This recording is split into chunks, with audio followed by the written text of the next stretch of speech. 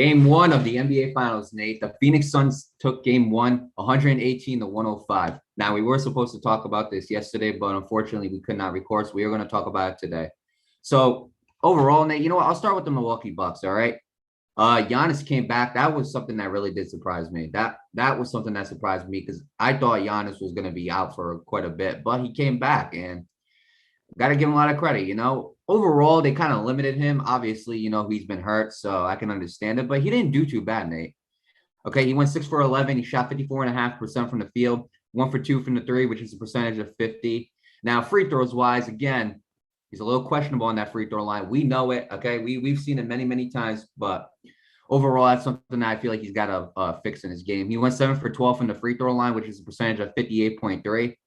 He had 17 total rebounds, Nate, with 4 assists, and he had 20 points. So overall, he had a decent night. For somebody who was kind of limited, he had a decent night. Brook Lopez went 7 for 14. That's 50% from the field. He went 3 for 5 from the three-point line, which is 60%. He had 6 rebounds, Nate. He had 1 assist, and he had 17 points. So overall, not a bad night for Brook Lopez.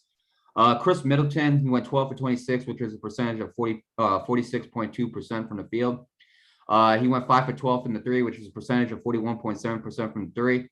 He had 17 rebounds, 4 assists, and he had 29 points. And then last but not least, Nate, Drew Holiday went 4 for 14, 28.6 from the field, 0 for 4 from the three. He made both his free throws. He had 7 rebounds, 9 assists, and he had 10 points. So overall, Nate, you wish you had a better night from Drew Holiday. Overall, he was distributing the ball really well, but you wish you had a better night from Drew Holiday. Going 4 for 14 is not going to cut it, especially going 0 for 4 from the three. That's definitely going to hurt you too. Now, going to the Phoenix Suns, Nate, let's talk about the Phoenix Suns, all right? I'll start off with their leading scorer in Chris Paul, Nate. Chris Paul went 12 for 19, 63.2% from the field, 4 for 7 from the three, which is a percentage of 57.1. He made all 4 of his free throws. He had 9 assists, 4 rebounds, 1 steal, and he had 32 points, Nate. Second behind him was Devin Booker. Devin Booker went 8 for 21, which is a percentage of 38.1%. He went 1 for 8 from the three, which is 12.5% from the three. He made all 10 of his free throws. He had 6 assists, 3 steals. He had 2 rebounds, and he had 27 points. Okay, now let's get to the guy that I have been talking about for the Phoenix Suns for I don't know how long these playoffs have been going, okay? DeAndre Ayton, Nate. Out of everybody on the Phoenix Suns, and I truly mean this, he is the most consistent. There is not a doubt in my mind about that. This man went 8 for 10 from the field. That's 80%. He did not shoot any three-pointers. He went 6 for 6 from the free throw line, making all 6 of his free throws. This man had 19 rebounds, 1 steal, and he had 22 points with no turnovers.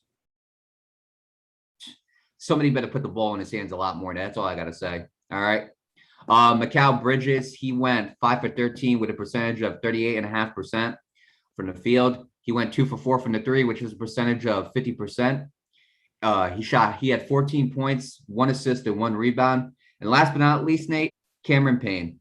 Cameron Payne had 4 for 8, which is a percentage of 50% from the field, 2 for 5, which is a percentage of 40% from the three. He had 1 rebound, 1 steal, and he had 10 points. And my bad, it wasn't last but not least. There's one more guy I got to mention, Cameron Johnson, Nate. Cameron Johnson went 3 for 6 from the field, which is a percentage of 50%, 2 for 4 from the three, which is a percentage of 50%. He made both his free throws. He had 3 rebounds, 2 assists, and he had 10 points. So you know what, Nate? Let me start off with this first. Now, going to team stats, if I had to point to anything, Nate, that probably would have gave the Phoenix Suns their win, it'd probably be. Hang on a second. I'm gonna look at the team stats right now. If I had to point to anything, I'd probably point to the fact that free throws was definitely a big one, Nate. I mean, get this stat right here. I think free throws definitely would have mattered. And the Milwaukee Bucks didn't have as many free throws as the Phoenix Suns, but overall, this definitely mattered, Nate, okay?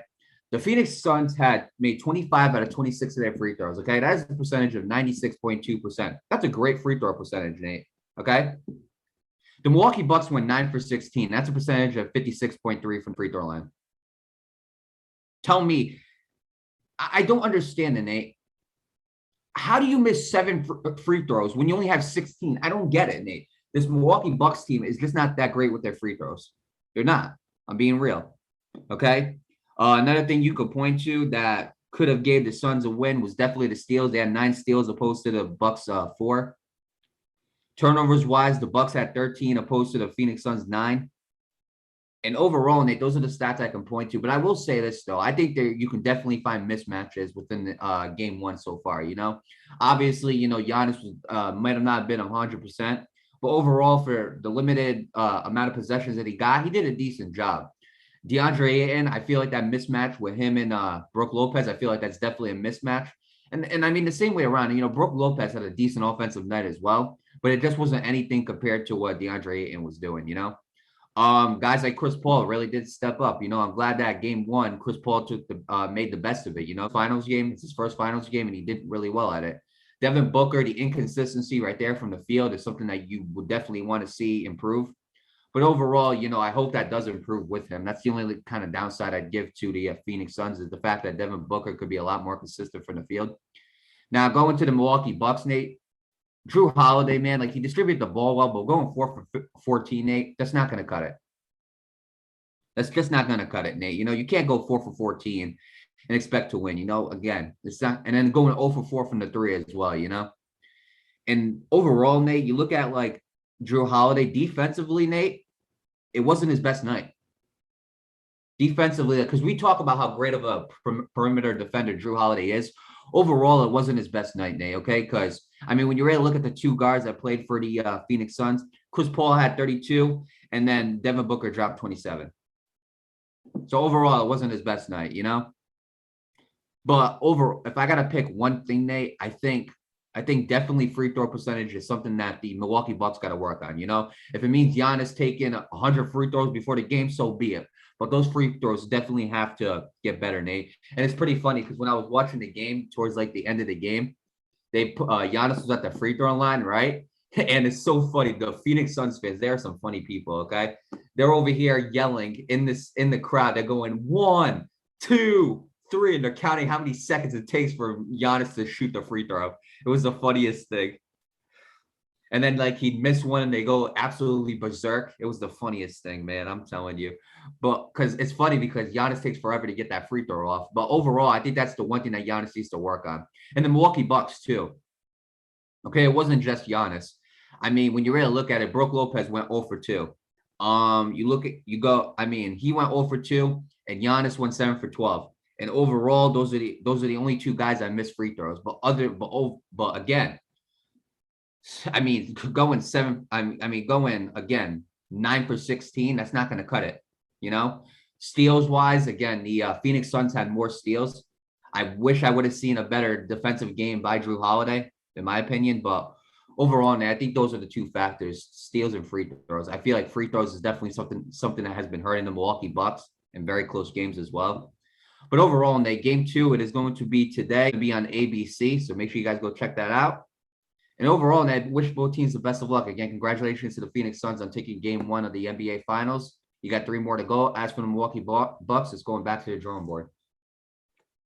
Yeah, like I said, Mario, I got Suns in 6 regardless. I love Giannis and I love CP3, but it's looking pretty good for the Phoenix Suns. They're doing a really amazing job. They've done an amazing job all year, and I hope they do win too. I mean, I don't care who wins personally, but from an analytic standpoint, I got Suns in 6. It's just pointed in that direction. Right. But a couple of things, Mario, on both sides. Like you said, Drew Holiday could have played better. Like, you're absolutely right about that. It could have been a lot better from the free throw, Mario. And I'm going to be honest, the Bucks have not been great with free throws at all. And not even just in the playoffs, but just in the regular season. You look at their free throws, and they just were not good. So that could be better. And I look at the Suns. One glaring weakness is the 3-pointers. I'm going to be honest, they weren't that great this game. But other than that, Mario, I look at it, and the Suns just played a better game. They were just a better team. Right. No, you're absolutely right. And I mean, going back to what you said about like the Phoenix Suns and everything like that, first of all, Giannis and Chris Paul are both deserving of an NBA. Yeah, final. Absolutely. Without a doubt. I mean, you look at everything that Chris Paul has done in his illustrious career, the NBA championship is definitely the one thing that's missing. And you look at Giannis, obviously he's a back-to-back MVP. Again, he's he's definitely turned around the Milwaukee Bucks from before he got there back in like around 2010 or whatever it might have been. He definitely turned that team around when he finally reached his prime. So both these guys definitely deserve an NBA championship before their careers end. But overall, Nate, I think overall, if we're looking at game one, Chris Paul is definitely going to be a problem. Yeah, he definitely is, and it's his time. It's his time to win. You know what I mean? He dropped what? He dropped 32 points this game. Yeah, he's gonna be a problem without a doubt. Um, not only is he dominant offensively, but he's dominant defensively in the process. So he's a double problem. He's a double whammy, is what I like to say. So if I'm the Milwaukee Bucks, I just gotta step up and be a better team. Because I look at it and there aren't really that many weaknesses to both sides. It's just the Phoenix Suns, like I said, they're just the better team. So I look at game two, Mario, and the Bucks just first of all, they need to try everything they can to stop Chris Paul. That's one thing, right? Because he's a problem. And two, I need to be a better team overall. That's just what I need to do come game two. Right. And not only that, Nate, I'll say this, a lot of people who are criticizing the Phoenix Suns, think about that one criticism that they have. It's the fact that all these teams that they have played in the playoffs had at least one star hurt. You remember? Mm-hmm. That's been a big criticism, whether it's Anthony Davis playing the LA Clippers, Kawhi was out. Let me tell you Ended up something. playing the Nuggets without Jamal Murray. Playing another, right, exactly. No, you're absolutely right. Let me explain something to you, Nate. This game, okay, Giannis has officially been off the injury report. So this is going to be the one test to prove that the Phoenix Suns are actually legit in the playoffs. Because now you're facing a fully healthy Milwaukee Bucks team. So if the Phoenix Suns do win this series, the criticism needs to stop. Yeah. Yeah, it has to, and some maybe can even argue, hey, Giannis wasn't fully healthy because, he was limiting him. And that could very well be true. But at the same time, when it comes to injuries and in a critical moment like this, you have to be limited. Right. You have to be, because I'm not like, it's like what the Red Sox are doing with Chris Sale right now. Like right now, like they're taking it step by step because he's been injured for the last couple of years. They're not going to rush him out there and be like, oh yeah, let's just throw him out because he's going to get injured again. That's not what the Bucks want to do with Giannis. The last thing they want to do. Right. So obviously they're going to limit his performance. Right. And Giannis, and I mean, they're saying that his knee feels good. Like he says his knee feels good. So that's a good sign for Giannis. Yeah. So overall, Nate, it's game on. There's no if the Phoenix Suns win these NBA finals and they become the NBA champions, there's no excuse. Absolutely, without a doubt. So with that being said, overall, the Phoenix Suns played a really great game one. They got to do the same thing game two. Game two is on 9 p.m. on ABC. So make sure you go check that out. So with that being said, best of luck to both teams come game two, and we'll see what happens.